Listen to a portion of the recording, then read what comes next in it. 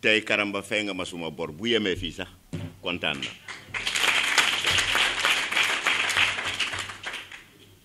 président waa Casamance a ngi nii toog Casamance wolof bi séeréer bi joolaa bi baynunku bi mankaañ bi manjaak bi soose bi pël bi ñoom ñëpp benn jikku lañu yore buñ la woonee kanam boo leen di rey sax dinañ la topp duñu ay nit yuy ñaan duñ la tàgg ci loo deful boo deful ñu ne la defoo duñ la fenal duñ la boole ak keneen ñett rek lañu soxla nga yéeg leen nga xàmmee leen bu ñu amee problème nga def problème boobu sa problème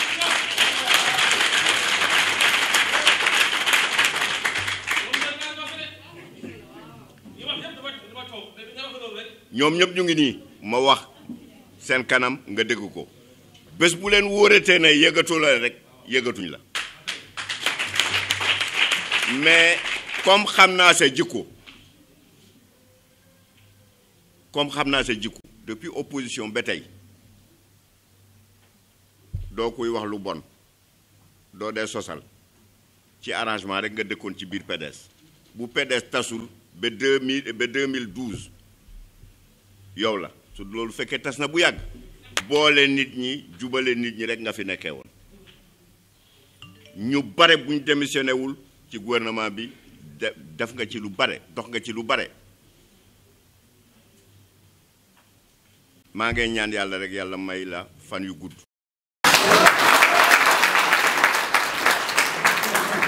di féliciter suñu frère Karamba Goudiaby de l'excellent travail qu'il a abattu pour que nous soyons aujourd'hui en face des ressortissants du département de Bignona.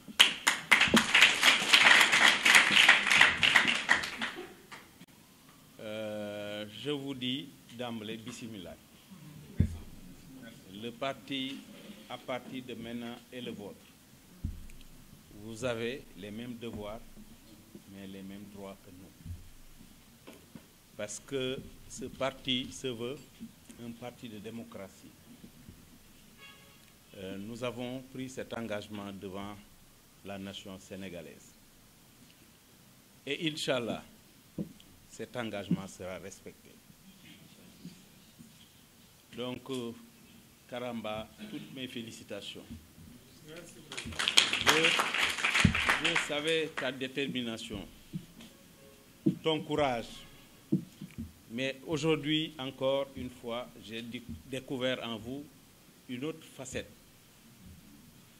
Parce que j'ai bien écouté tous ceux qui ont pris la parole. Et j'ai bien noté aussi leurs propos. J'ai découvert cette nouvelle facette qui est celle du rassembleur. C'est ce que nous voulons dans ce parti.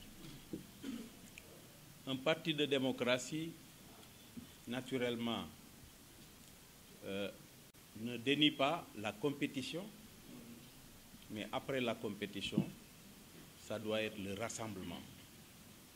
Pour que l'avenir, notre avenir à tous, mais l'avenir de notre pays aussi, qui compte beaucoup sur ce parti, soit un avenir radieux.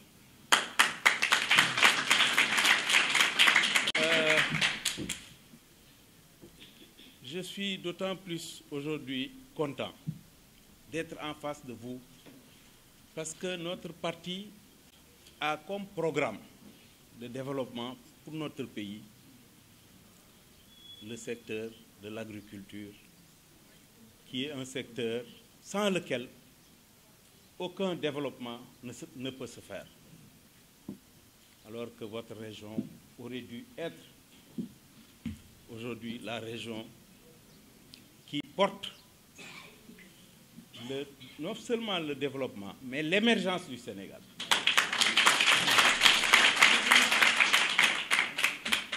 Donc, ce programme que nous voulons pour notre pays sera axé sur ce secteur important. Mais notre philosophie pour l'agriculture que nous voulons pour notre pays, cette agriculture-là est différente de celle qui a été pratiquée de l'indépendance à nos jours.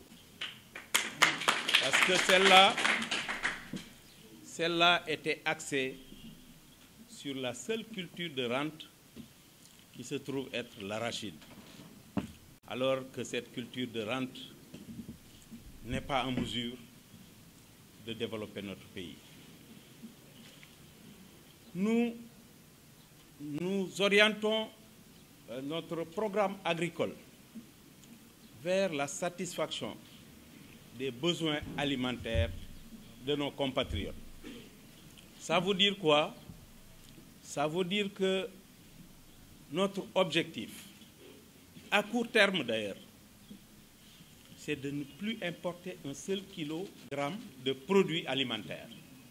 Il n'y a pas que le riz seulement, tous les produits alimentaires. Alors qu'en Casamance, il y a tout ce que nous voulons.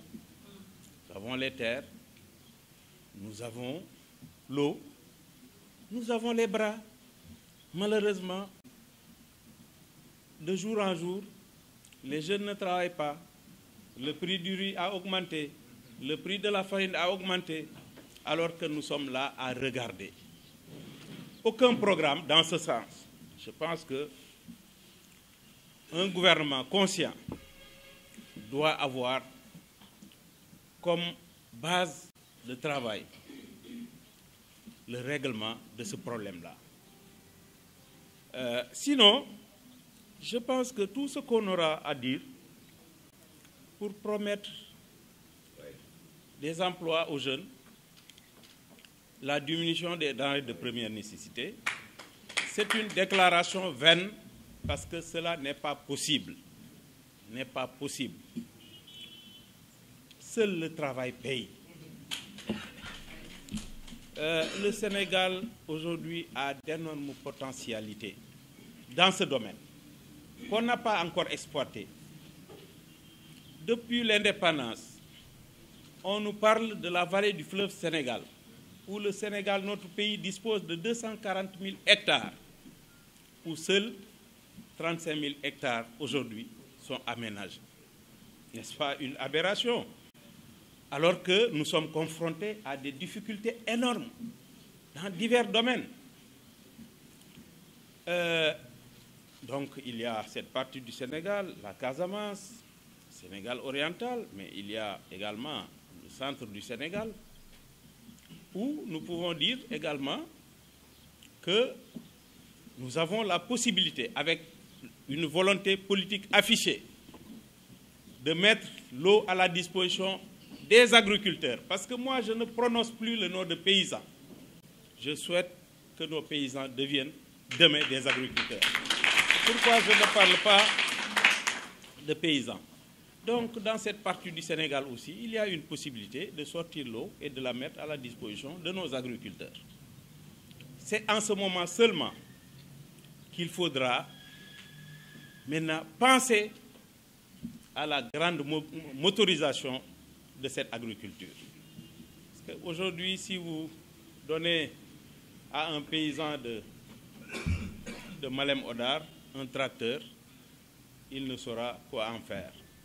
En cas de panne, il n'a même pas de service après-vente. Donc, c'est lui créer des problèmes en plus. Je pense qu'aujourd'hui, le fondement pour développer notre agriculture, c'est l'eau. Il faut aménager les terres et les mettre à la disposition de nos compatriotes. Donc, votre région, je ne parle pas du département de Bignona, mais la région naturelle de la Casamance, je pense qu'elle mérite beaucoup plus d'attention, beaucoup plus de considération en matière d'aménagement, en matière de programme de développement. C'est cela qui va demain régler le problème de la rébellion. Parce que ce problème, il est économique. Il faut le régler d'une manière économique. Maintenant, par quelle voie il faut passer, on ne pourra pas le dire en public. il y a, en tout cas, notre parti va faire des propositions dans ce sens et nous souhaitons quand même, nous souhaitons de tout cœur pour que ce problème soit réglé le plus rapidement possible.